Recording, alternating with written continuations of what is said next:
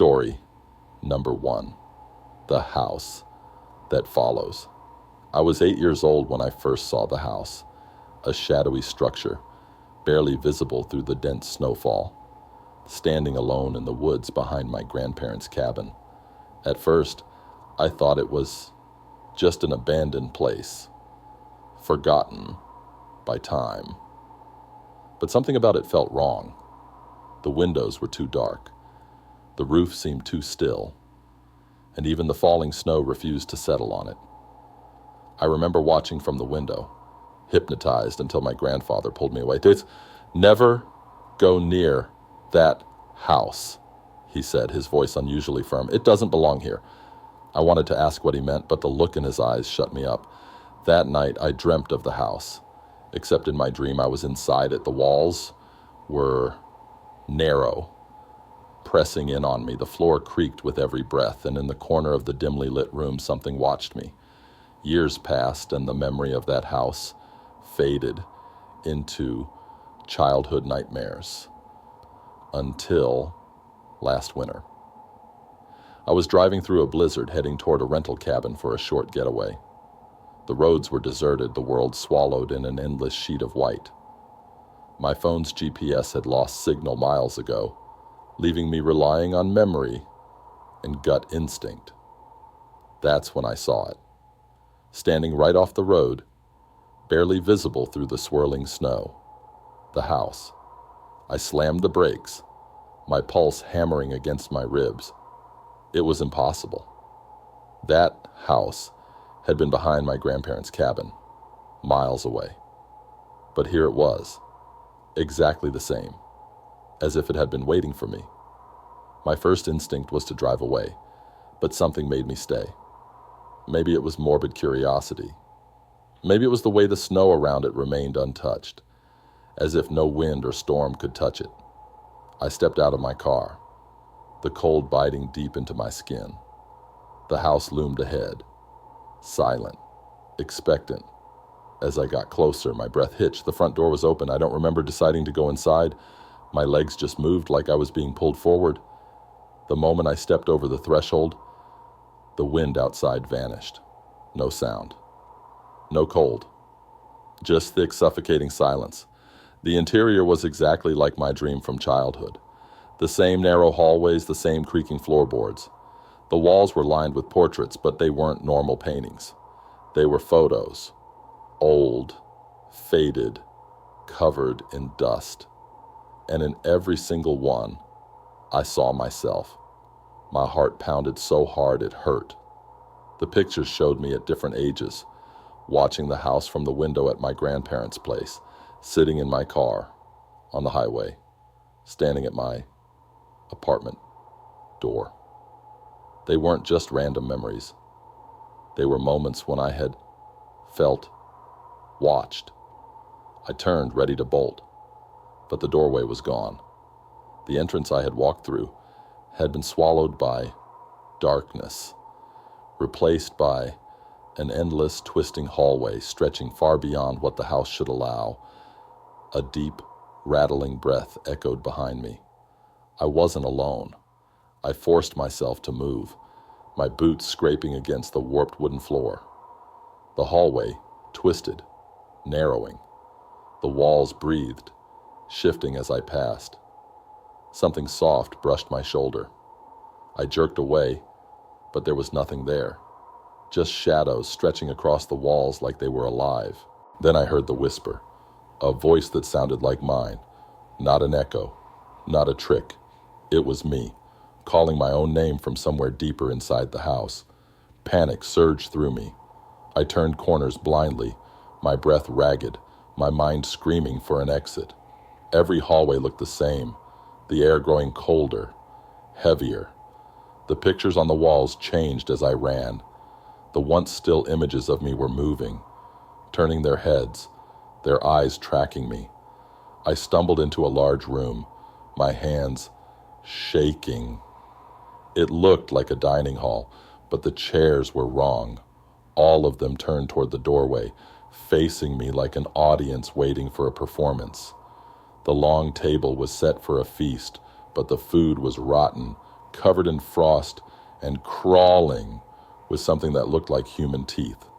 And at the head of the table, something sat waiting, a figure wrapped in shadows, its face obscured by the dim candlelight.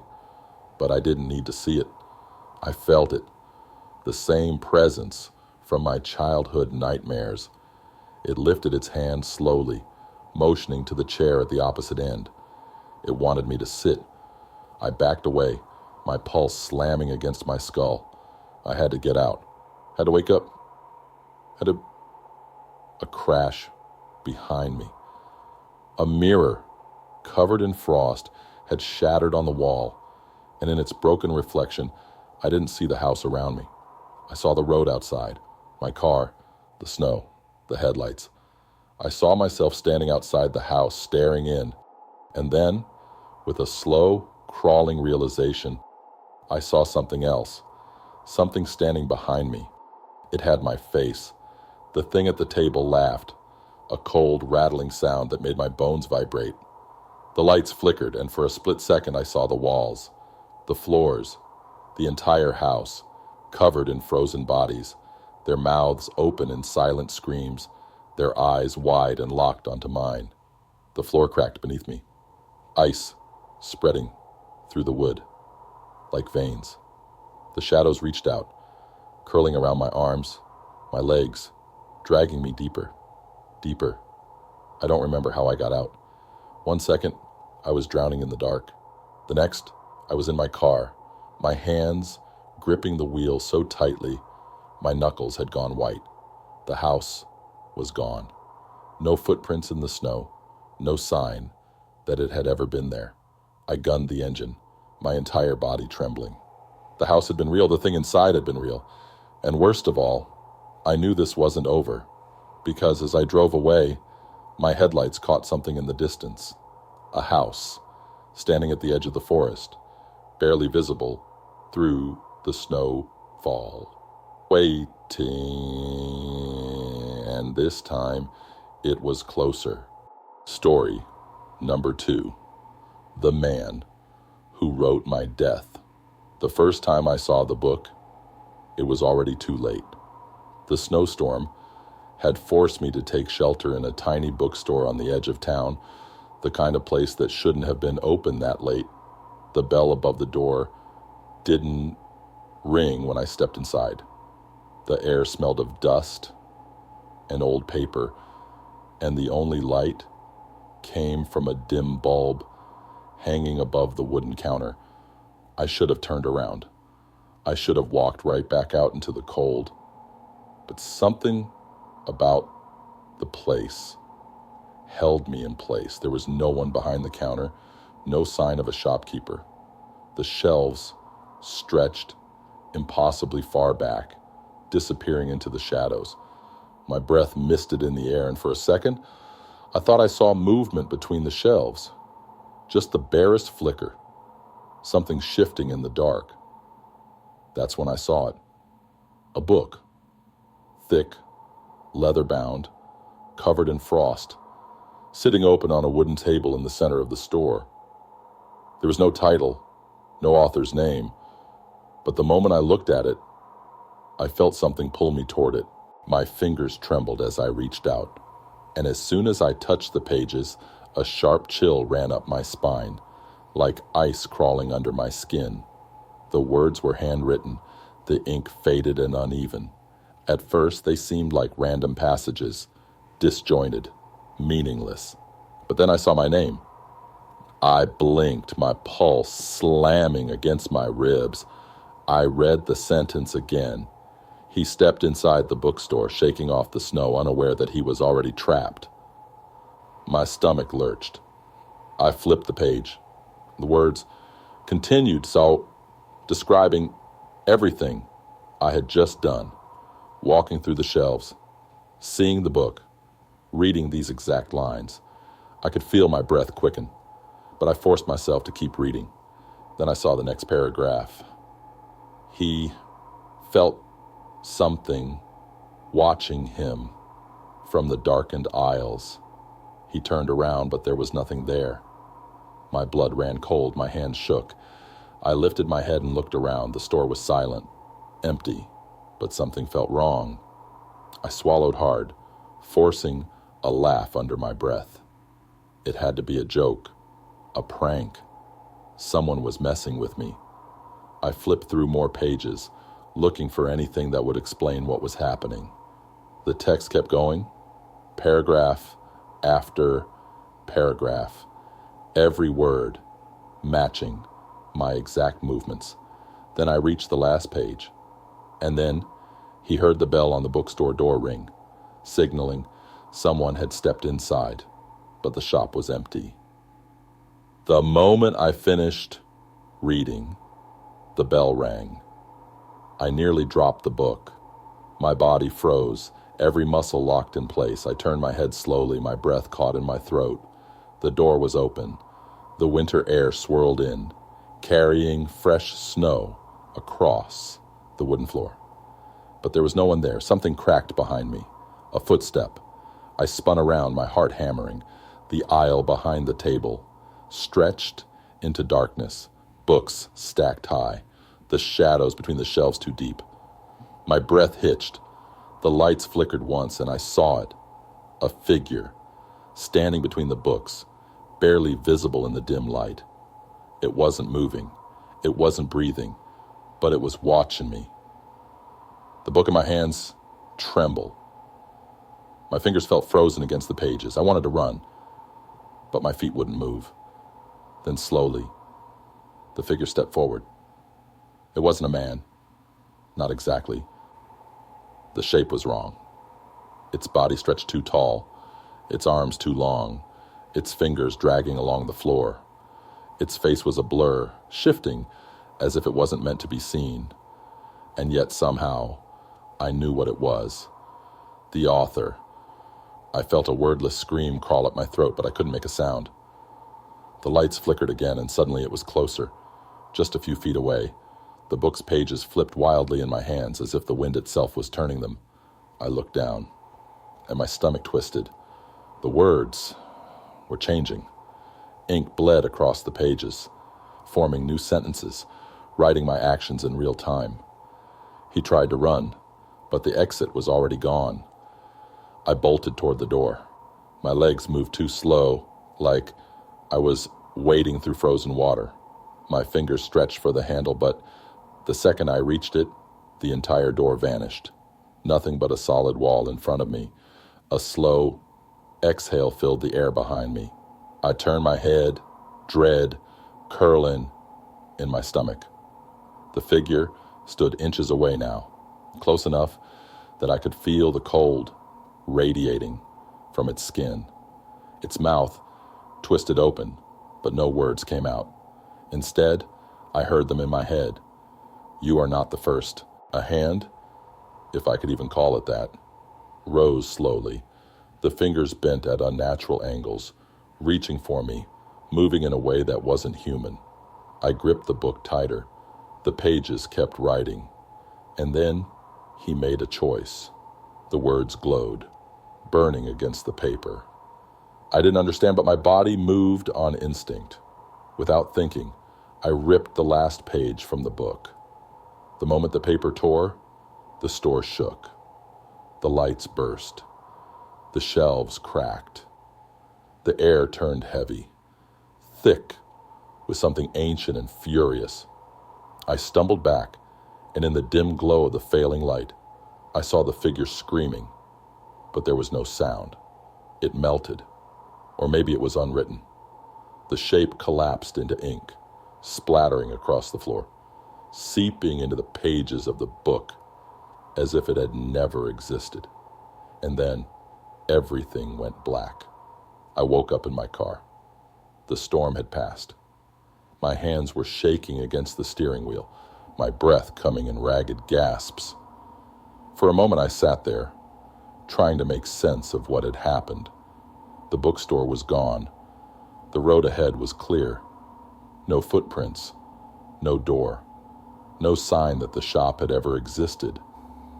And yet, the book sat beside me on the passenger seat.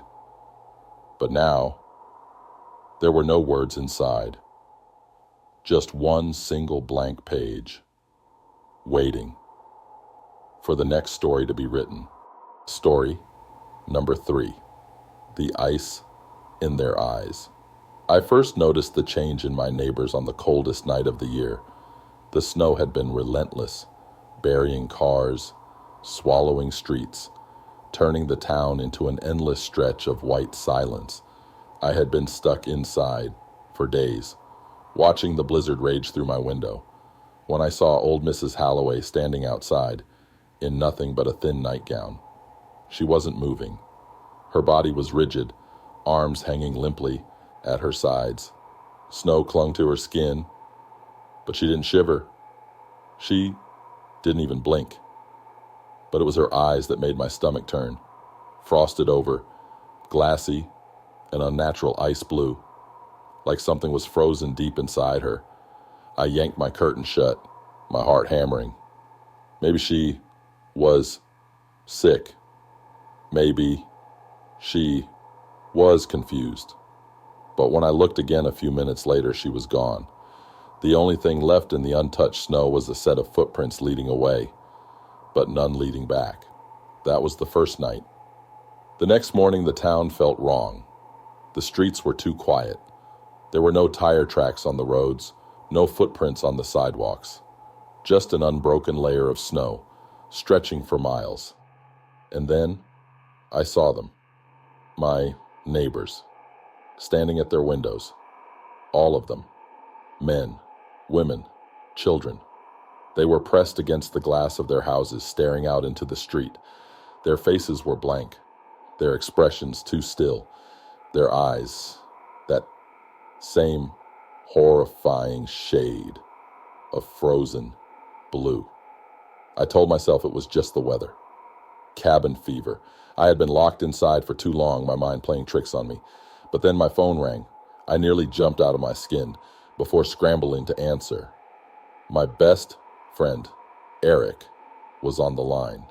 His voice was hoarse, panicked. "Have you seen them?" he whispered. "They're watching." I swallowed hard, my throat dry. "What's happening?" "They changed," he rasped. "Last night." They weren't like this before. I pressed a hand against my window, peering out carefully. A woman across the street stood frozen in place, her breath fogging up the glass. She didn't move, didn't react, just stared.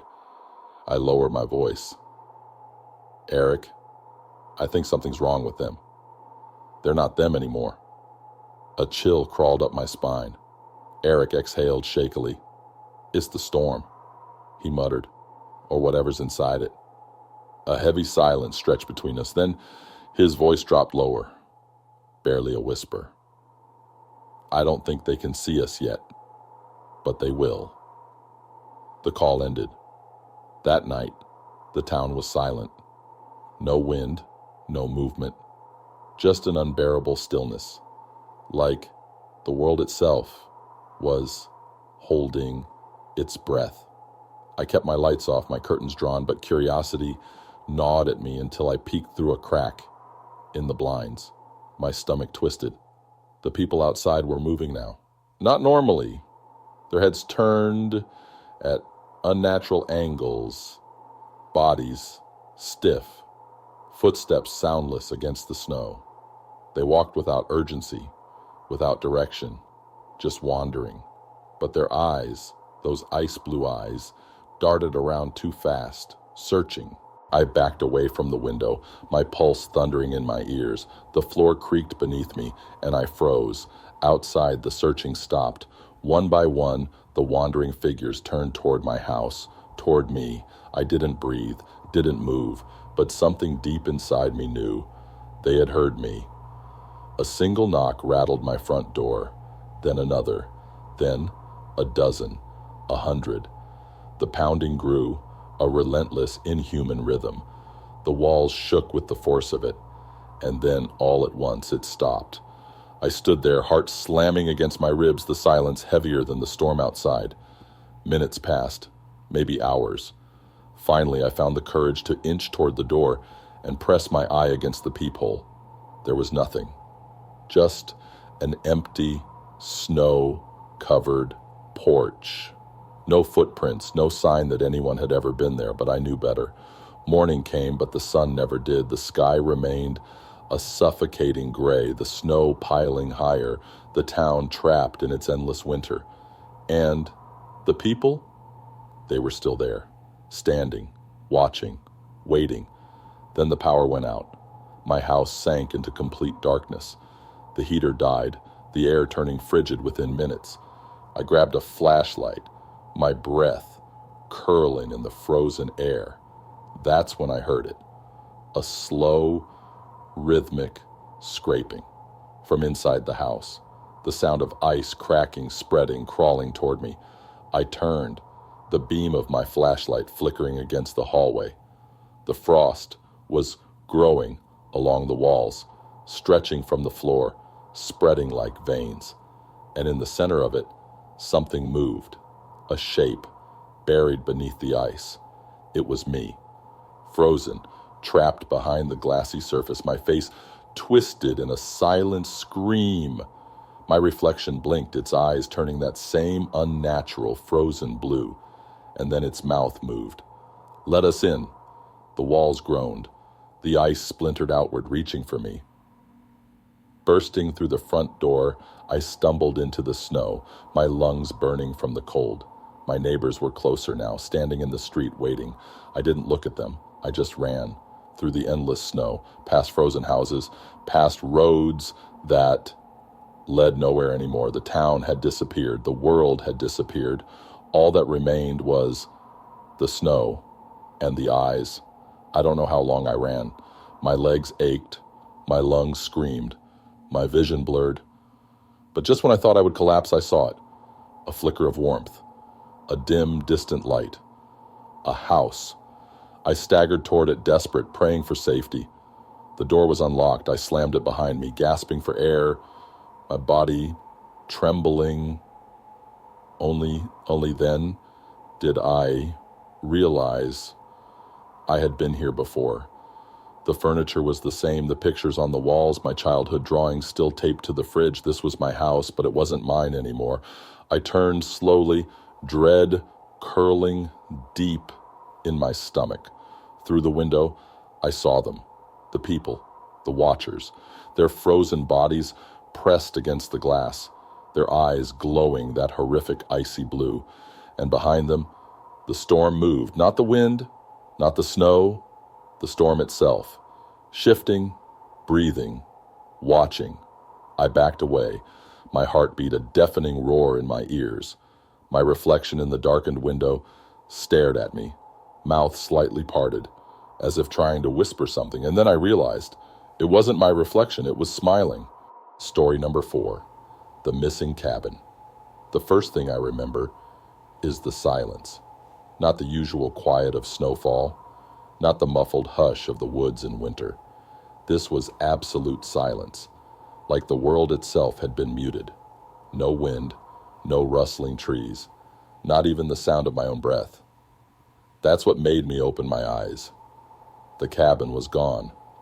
I shot up from the sleeping bag, my heart hammering against my ribs. Snow stretched in every direction, an endless white landscape. My fingers were stiff with cold. As I rubbed my face, trying to wake myself up. Maybe I had wandered outside in my sleep. Maybe I was dreaming. But no, the footprints around me were mine, circling the spot where I had been lying. And they were the only ones. I turned, searching for the cabin, the place where I had fallen asleep, where my friends had been, the small wooden walls, the flickering fire, the laughter that had filled the air just hours ago. But there was nothing, just smooth, untouched snow. I was alone. Panic clawed its way up my throat. I had to think, had to stay calm. The cabin had been deep in the woods, but not that far from the main road. If I could just retrace my steps, I'd find it again. I scanned the ground, looking for the path we had taken, the tracks we had left behind when we arrived. There were none. I forced my breathing to slow, but my hands shook as I dug through my coat pockets for my phone. No signal. I tried again, whispering a curse under my breath. Still nothing. The battery percentage blinked at 1%, and then the screen went black. A sound broke the silence. A soft crunch. I whipped around. The snow behind me wasn't smooth anymore. A fresh set of footprints had appeared, leading toward me. My breath caught in my throat. The prints were deep, heavy, but there was no one there. No shape in the distance. No sign of movement. Just the trail of steps ending a few feet behind me. I wasn't alone. The air was colder now, the temperature dropping so fast I felt it in my bones. I pulled my jacket tighter, but it didn't help. The silence pressed against me, thick and unnatural. And then I heard it. Whispers, not voices, not words. Just the faintest murmur of something unseen. It came from nowhere and everywhere at once, shifting with the windless air. I took a step back. The footprints behind me deepened. I ran. The snow crunched beneath my boots as I sprinted, lungs burning with the sharp cold. I didn't know where I was going, didn't care. I just needed to get away. Trees blurred past me, dark figures against the endless white. My breath came in ragged gasps, my vision blurring. Then I saw it, a shape in the distance, a structure barely visible through the falling snow. My chest tightened with relief. The cabin. It had to be. I pushed forward, forcing my frozen limbs to move faster. The closer I got, the clearer it became. The wooden walls, the slanted roof, the door hanging slightly open. But something was wrong. It wasn't the same. The wood was older. The windows covered in frost so thick I couldn't see inside. The door creaked as I stepped onto the porch, but no warmth greeted me. No firelight. No voices. I hesitated, my breath curling in the air. The whispers had stopped. The silence had returned, heavier than before. I stepped inside. The cabin was empty. The fireplace was cold. The furniture covered in dust. Everything looked abandoned, untouched for years. But there were signs, things that shouldn't have been there. My backpack, my coat draped over a chair, my footprints in the dust. I swallowed hard, my pulse thudding against my skull. I had never been here before. Had I? My head ached. The air too thick, too wrong. Then I saw the photograph. It sat on the wooden table, half buried under a layer of frost. I reached for it with numb fingers, brushing away the ice, my body locked up. It was a picture of me, standing in front of this cabin. But my face was wrong. The expression too empty, the eyes too hollow, as if whatever had taken the picture had captured something else inside me. A sound creaked from the other room, a floorboard shifting. I turned slowly, my breath frozen in my chest. A figure stood in the doorway. Not a person. Not exactly. It looked like me, but taller, thinner, its limbs too long, its face stretched into something that wasn't quite human. It smiled. I stumbled backward, my heartbeat slamming against my ribs. The thing didn't move, didn't breathe, just stared. Its frozen blue eyes locked onto mine. And then it whispered, "You found me." The cabin shook.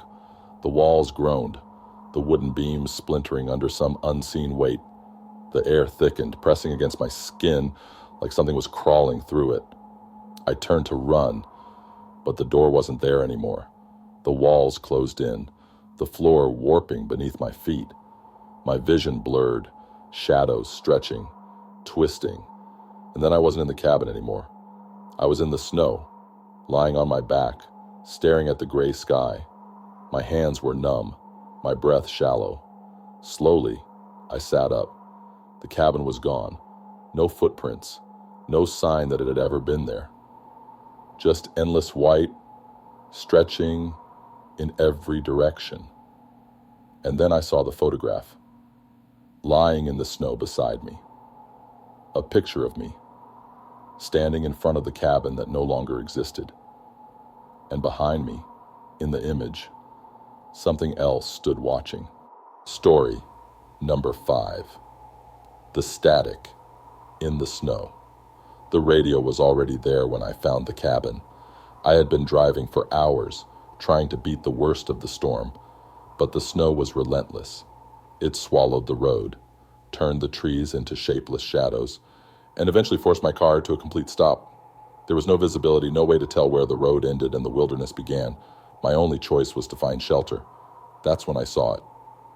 A small wooden cabin, barely visible through the blizzard, sitting alone in the endless white. It shouldn't have been there. My GPS had shown nothing for miles, but there it was, standing in silence, waiting. I forced my way through the knee-deep snow, my breath ragged, my fingers numb even under my gloves. The door was unlocked. Inside, the air was stale and frozen, but it was shelter. The cabin was empty. One small bed, a wooden table, and a fireplace filled with cold ash. But on the table, a radio sat waiting. It was an old model, bulky and dust-covered, the kind I hadn't seen in years.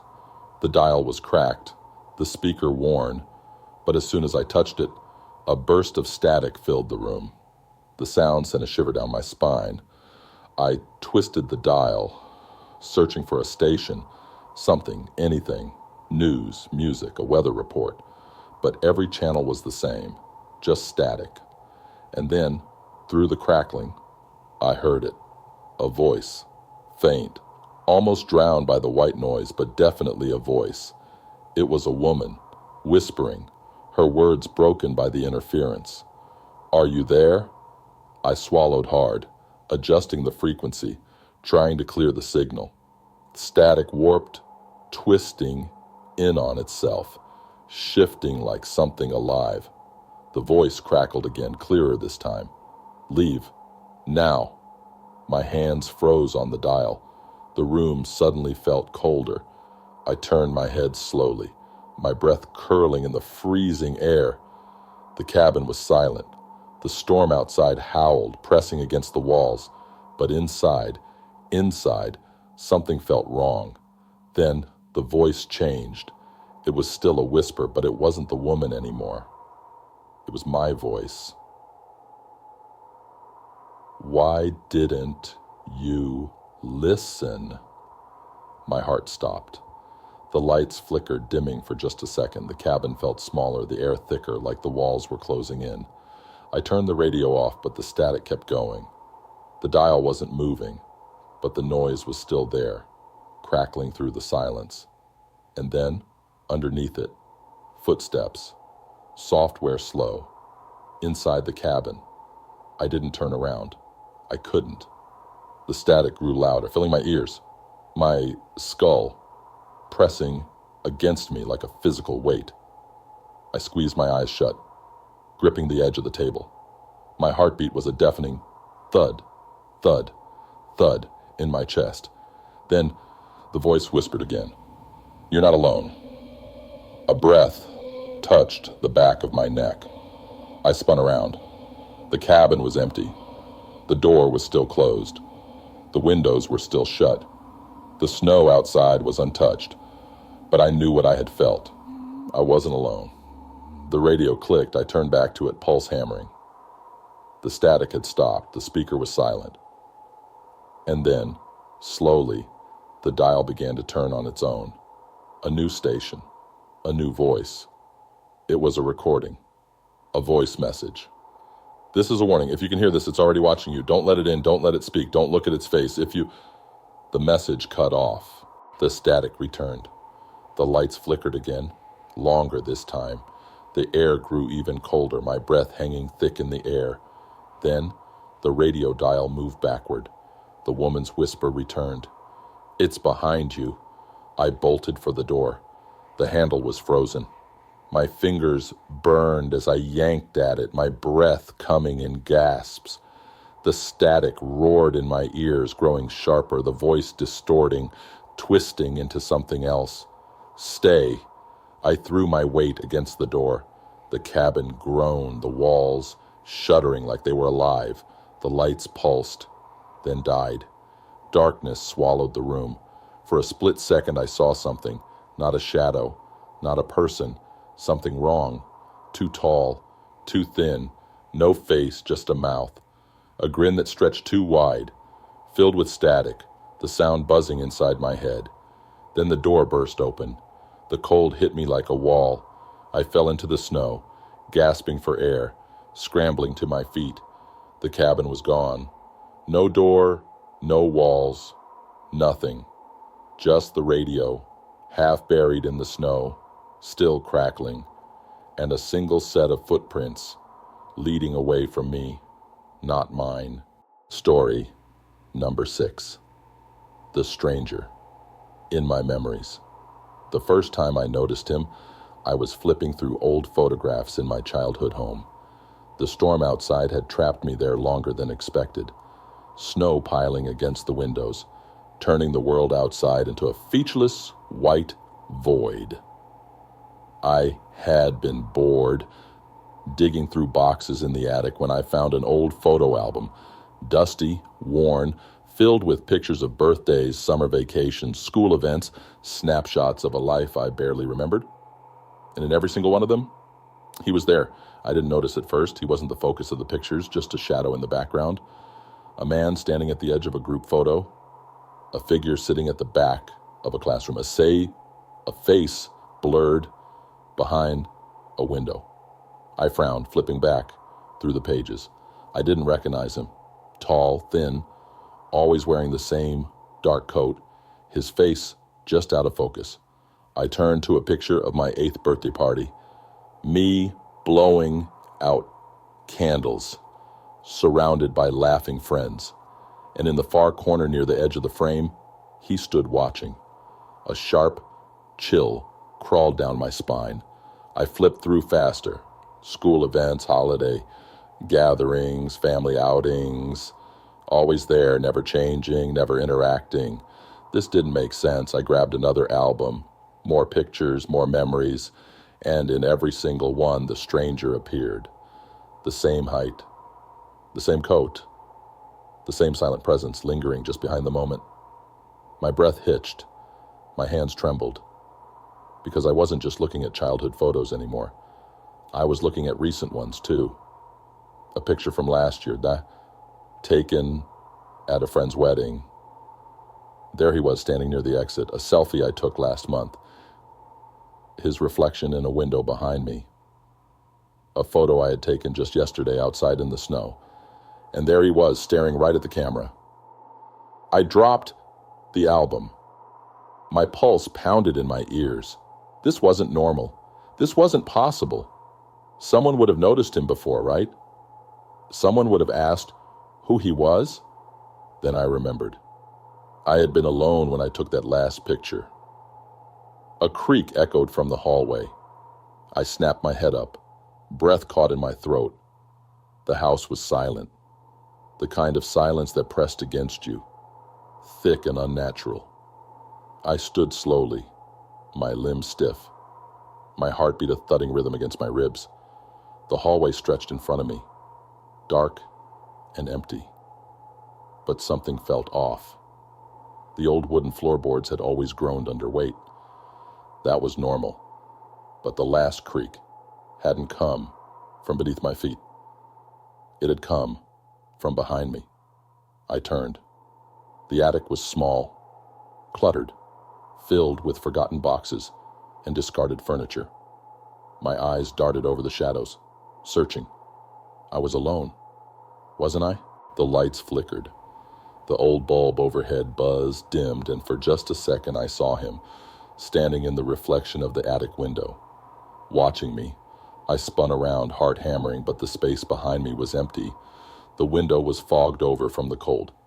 Frost creep in at the edges. But I had seen him. I had seen him.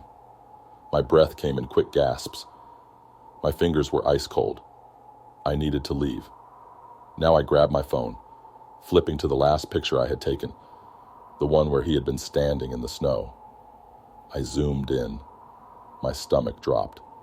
His face was clearer now. The blurred features had sharpened, the smudged outlines now detailed, and I knew why he looked so familiar. It was me. A distorted, wrong version of me. The same eyes, the same jawline, but stretched, twisted, like someone had taken my face and reshaped it into something else. A whisper brushed against my ear. "You remember now." I ran. Down the attic steps, through the darkened hallway, stumbling as my legs refused to move fast enough. My breath burned in my lungs, panic clawing at my throat. The walls seemed closer, the shadows stretched, shifting as if something unseen was moving with me. The house wasn't right anymore. The family portraits lining the hallway had changed.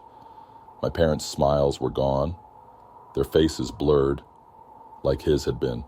Every frame, every photograph, every memory, corrupted. I reached the front door, fingers fumbling at the lock. The air around me grew heavier, colder, pressing down. I yanked the door open. The snow outside was untouched, silent, and standing at the end of the driveway, waiting in the falling white, was him. No longer hidden in the background, no longer lurking in the shadows of my memories, just standing there facing me, smiling. My phone vibrated in my pocket. My hands were shaking as I pulled it out, my breath frozen in my chest. A new photo notification number. I didn't take a picture. I opened the gallery. The image loaded. A close-up of me, taken from behind. Something exhaled against my neck, and then the lights went out. Story number 7, The Frozen Train. The train arrived in complete silence. No roar of the engine, no screech of metal against the frozen tracks. Just a ghostly drift through the swirling snow, stopping at the abandoned platform as if it had always been meant to. I had been waiting there alone, huddled in my coat, my breath curling into the freezing air. The blizzard had swallowed everything else. The station's lights flickered weakly, barely cutting through the dense white haze. And the town behind me was nothing but dark, snow-covered shapes. No one had said anything about a train still running in this weather, but it was here. I hesitated, glancing around for anyone else. There was no station attendant, no passengers, no sign of life at all, but when I looked at the train, the doors were open, waiting. A gust of icy wind howled past me, needling through my layers. I had two choices: stand there and freeze, or get on. I stepped inside. The warmth should have been instant, but it wasn't. The air was heavy, stale, wrong. My boots echoed against the metal floor as I moved further in. The lights above flickered weakly, casting a dim yellow glow over the narrow, empty aisles. I glanced at the seats. Some had open bags on them, books left mid-read, half-finished drinks. But there were no people. It was like they had just disappeared. The doors slid shut behind me. I spun around, heart hammering, but no one was there. The train lurched forward, smoothly gliding along the tracks, the outside world turning into nothing but a blur of white. My hands tightened into fists. Something wasn't right. I moved through the car, calling out. My voice didn't echo. The sound didn't carry. It was swallowed up, like the air itself was dense enough to absorb it. Then I saw the frost. It crawled up the windows from the outside, thick, white, pulsing like veins beneath glass. The further I walked, the thicker it got, ice creeping along the floor, the seats, even the air itself turning colder by the second. And then I noticed the first passenger, a man, sitting perfectly still, his head tilted, slightly downward. His coat was dusted with frost, his fingers curled around the armrest as if he had just been about to stand. His face was pale, too pale, his lips slightly parted, frozen mid-breath. I took a step closer. His eyes were open, wide, unseeing. Frost had formed over them, turning them a cloudy, frozen white. His eyelashes were stiff with ice, his skin cracked in places like he had been frozen alive. I staggered back, my breath curled in the freezing air. My mind screamed move, but my legs felt locked in place. And then he moved. Not much, just the faintest twitch of a finger, the smallest shift of his head. A strangled breath caught in my throat. He was alive, the lights flickered. The frozen man shifted again. His breath exhaled in a slow, ragged wheeze, clouding in front of his lips. I turned and bolted toward the next car. I pushed through the doors, heart hammering in my chest. The next train car was the same, empty but not. More passengers, frozen in place. A woman clutching a purse, her mouth frozen mid-word. A child slumped against a window, frost coating his hair. Their eyes were open, watching but not watching, and all of them were breathing. Slow, shallow, frozen breaths. The train rumbled beneath my feet. The air was colder now, thicker, harder to breathe. The frost stretched along the ceiling, winding around the dim lights like something alive. A whisper crackled through the intercom. Not words, not quite. Just a distorted, dragging sound like something breathing through the speakers. I turned, my pulse slamming against my ribs.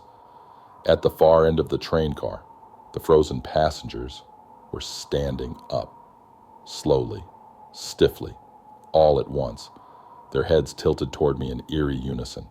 I ran, down the aisle, through the doors, into the next car. The frost followed me, curling along the floor. The seats, the air growing thick with mist. Another whisper, another breath crackling through the speakers, and then I saw the conductor, standing at the end of the train car, motionless, dressed in a uniform that was too old, too worn. His face was lost in the dim flickering lights, his head tilted slightly, like he was listening. The intercom crackled again, and this time I understood the words. You shouldn't be here. The conductor took a step toward me. I took one back. My foot slipped on the ice. Cold hands grabbed my shoulders. I screamed, twisting. The frozen passengers were there, behind me, their hands stiff, their faces expressionless. The lights burst. The train lurched. And suddenly, I was standing on the platform again. The snow fell in thick, quiet sheets. My breath came in ragged gasps. The track stretched into the distance, untouched, covered in frost. The train was gone. No sound, no rumble, no sign that it had ever been there. I turned slowly. The station behind me was still empty. The town beyond it, buried in snow. But something felt different. The cold had sunk into my bones, deeper than before. My breath came too slow. My limbs felt stiff. I raised a shaking hand and wiped at my face. My fingertips came away dusted with frost. Story number 8. The snowfall that never stopped. It started snowing on a Wednesday. At first, no one thought anything of it. It was December after all. Snow was expected. The streets turned white. Rooftops disappeared beneath thick blankets of frost, and people went about their lives like they always did. By Friday, the snow still hadn't stopped. It should have slowed, should have let up for at least a few hours, but it didn't.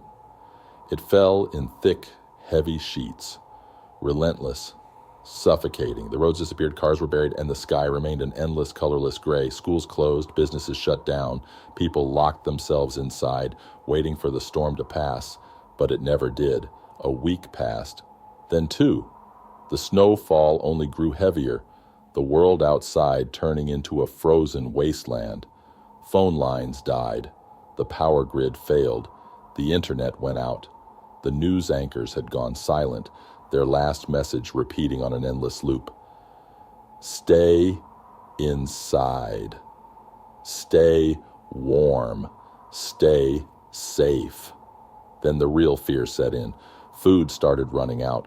Some people tried to leave, trudging through the snowdrifts in search of supplies, in search of others. They never came back. And the worst part, their footprints always vanished. Within minutes, the snow would erase them, as if they had never been there at all. I watched from my apartment window, staring down at the streets below. The snow covered everything now. Cars, streetlights, entire buildings. The city was silent, dead. No movement, no sign of life. Just white, stretching endlessly. Then I saw something. At first I thought my eyes were playing tricks on me. A shape in the snow, barely visible through the heavy curtain of white. It stood motionless in the middle of the street, too far to make out any details. I blinked. It was closer, not walking, not moving, just closer. I stepped away from the window, heart hammering against my ribs. I had been inside for too long. Maybe I was imagining things. Maybe the isolation was finally getting to me. But when I looked again, the shape was gone. The snow kept falling. That night, I heard footsteps in the hallway. I held my breath, straining to listen. Slow, deliberate steps, muffled by the carpet, moving past my door.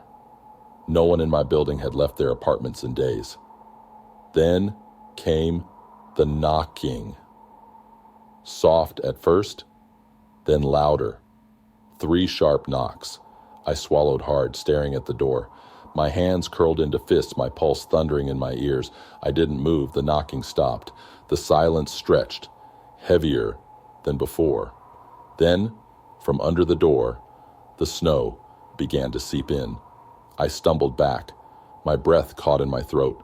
The snow moved too fast, sliding in like mist, creeping across the wooden floor. I scrambled for a towel, anything to block the gap.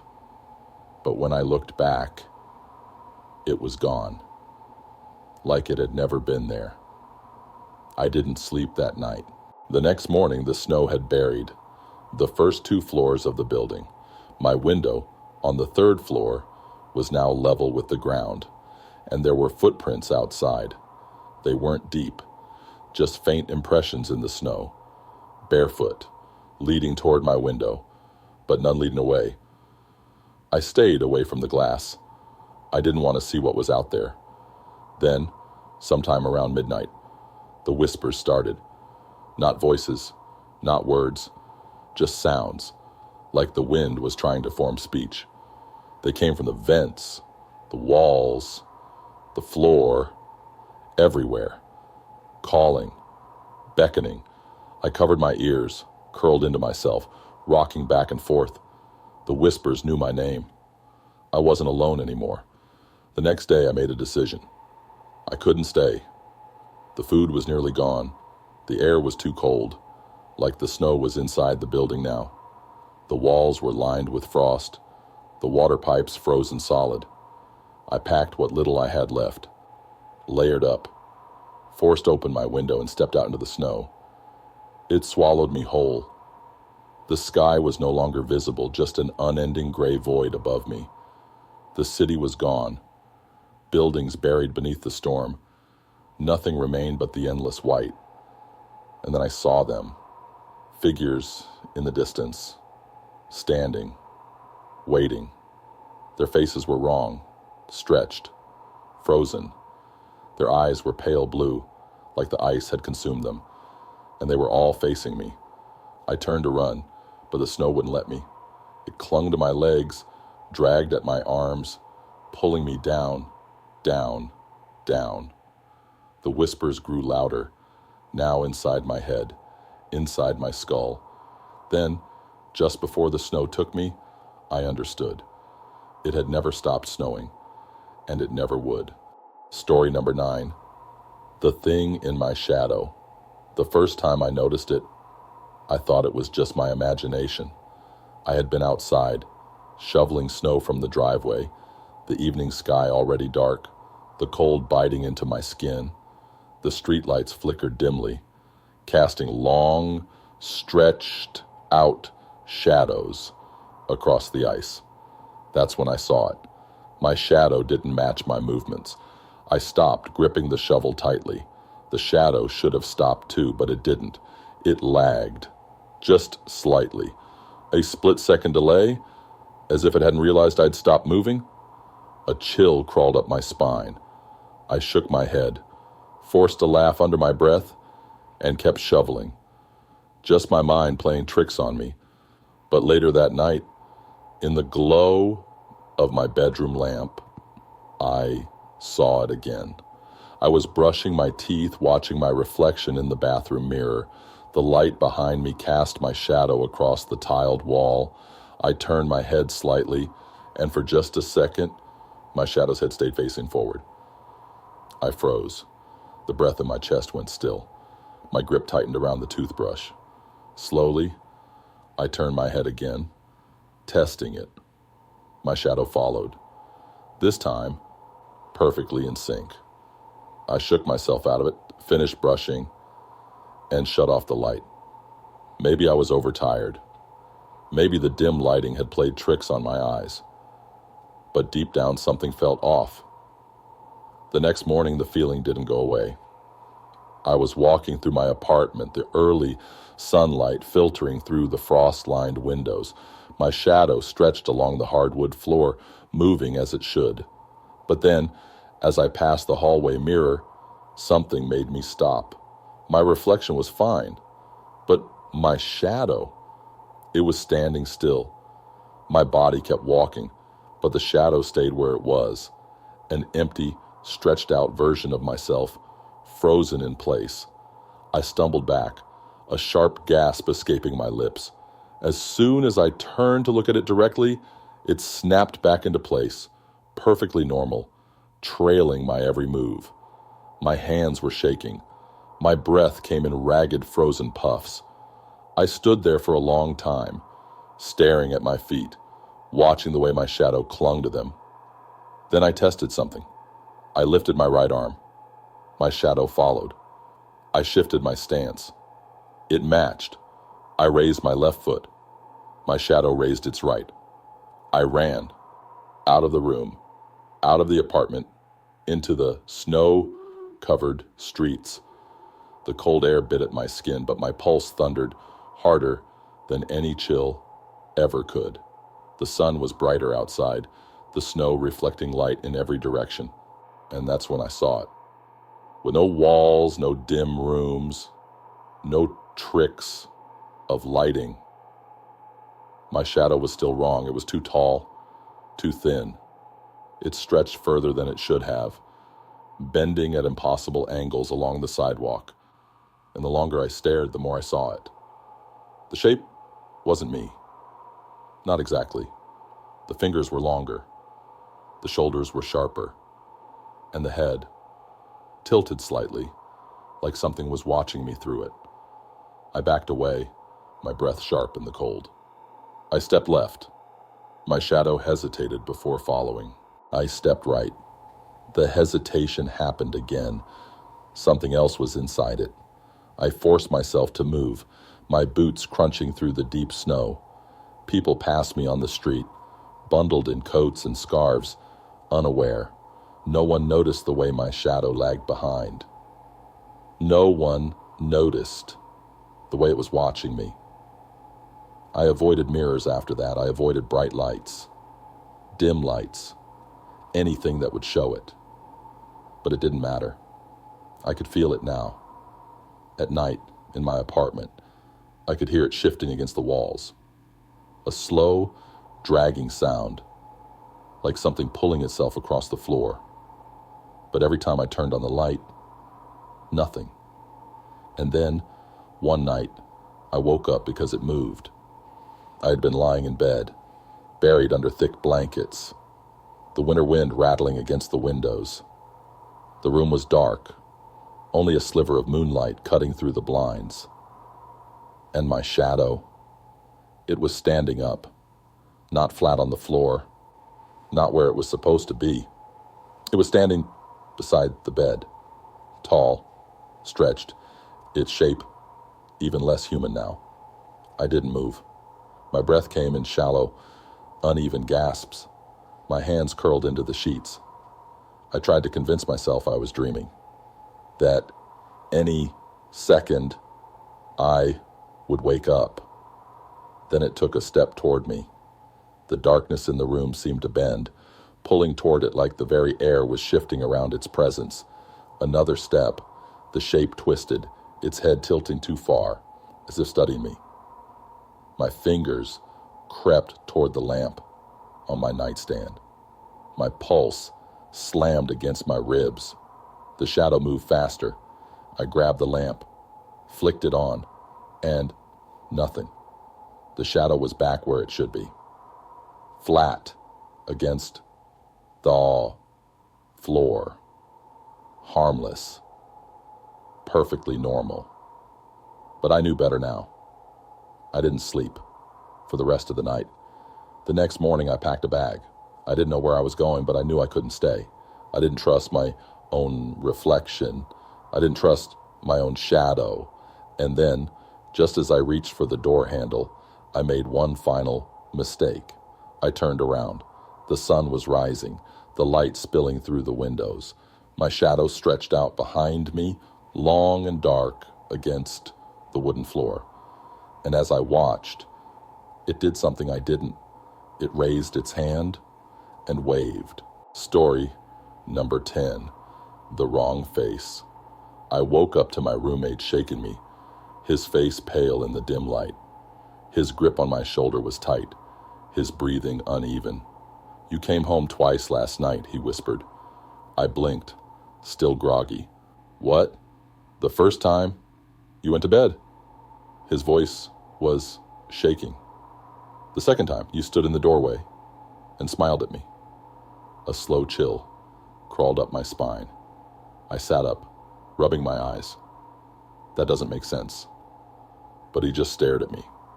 His eyes flicked toward my bedroom door, his hands gripping the blanket around him.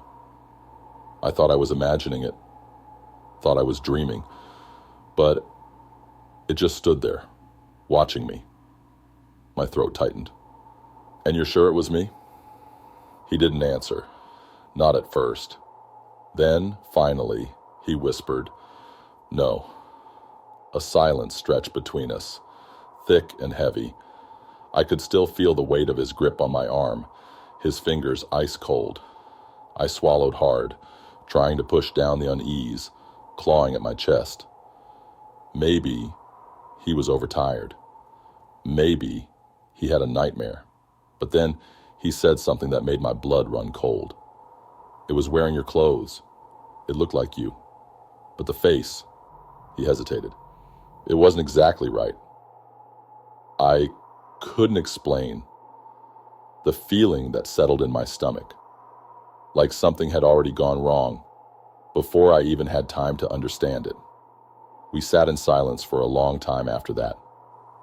Neither of us slept. The next morning I went through my routine like normal, but the tension never left me.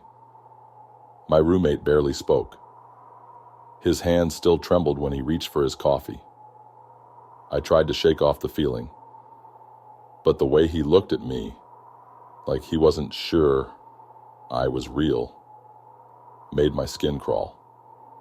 That night, I locked my door. It wasn't something I usually did, but I couldn't shake the unease, the feeling of being watched. I left the hallway light on, letting the glow seep under the door, comforting myself with the faint warmth of reality. But in the middle of the night, I woke up. I didn't know why at first. Then I heard it, a soft shuffling from outside my door. I held my breath, my ears straining. The sound was quiet, deliberate, like bare feet moving slowly across the hardwood floor. My stomach twisted.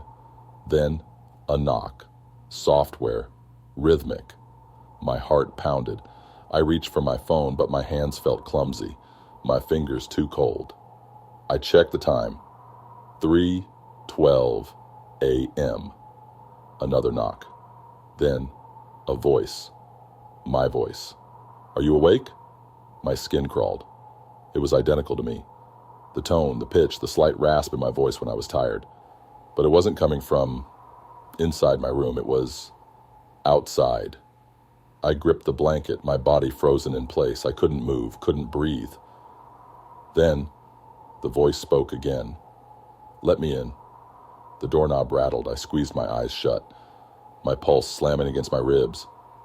It wasn't real. It couldn't be real. The rattling stopped. Silence. Then, soft footsteps, moving away. I stayed awake until morning. When the sun finally rose, I forced myself to open the door. My hands were still shaking.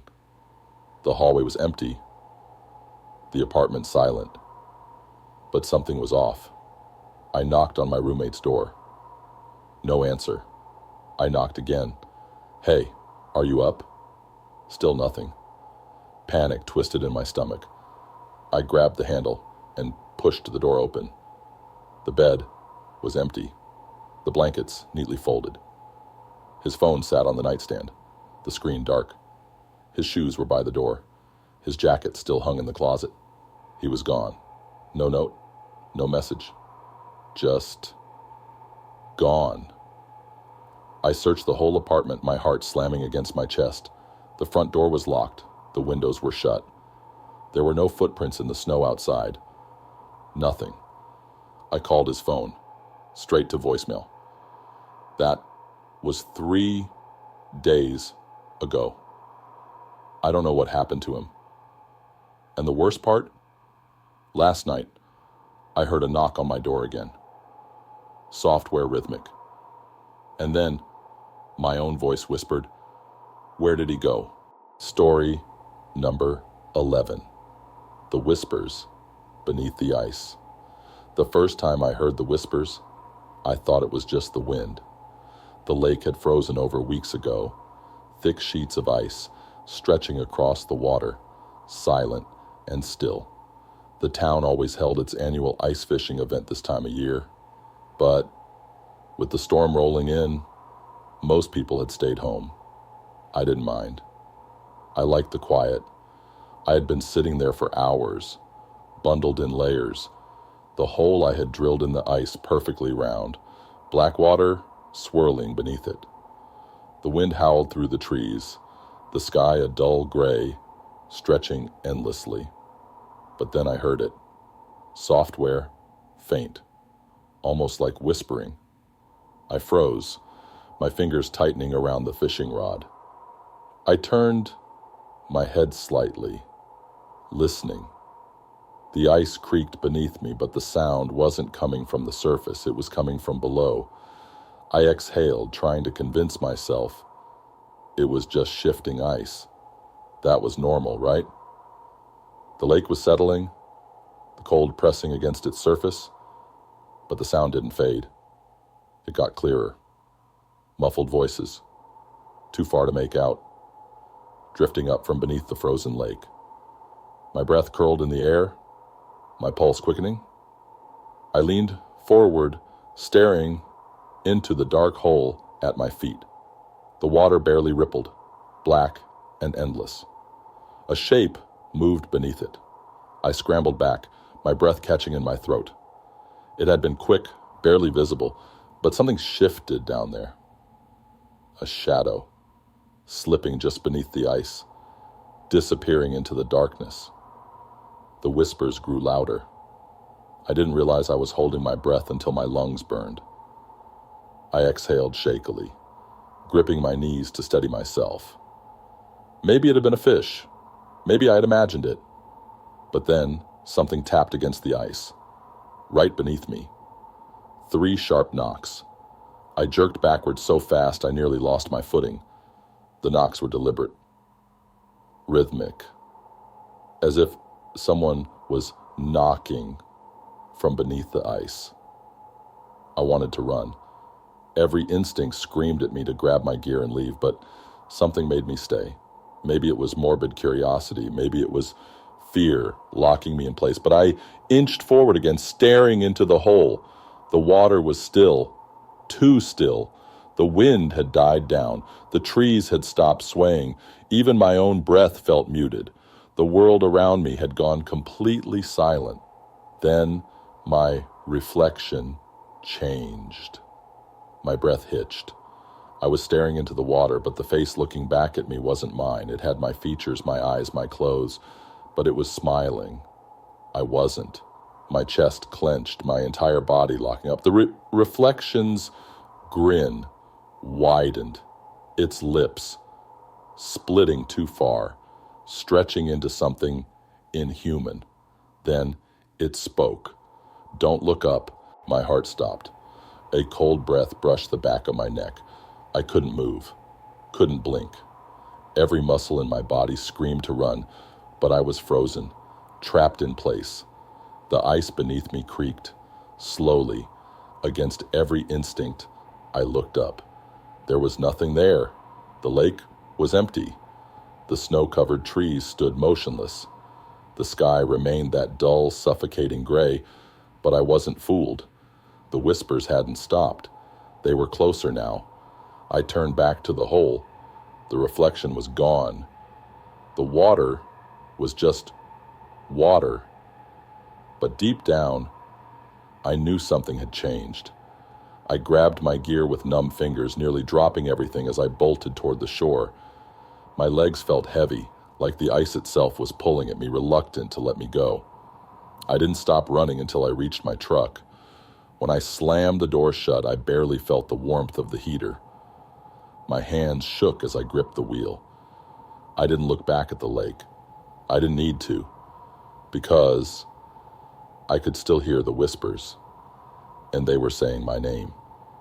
If you made it this far, you're officially brave, or maybe just lucky. But tell me, have you ever experienced something unexplainable? Something that sent chills down your spine? Share your horror stories in the comments below. I'll be reading them. And if you enjoyed this nightmare, don't forget to like the video, subscribe to the channel, and hit that bell icon so you never miss what's coming next. There are more terrifying stories waiting for you. Just click on the videos appearing on your screen if you dare.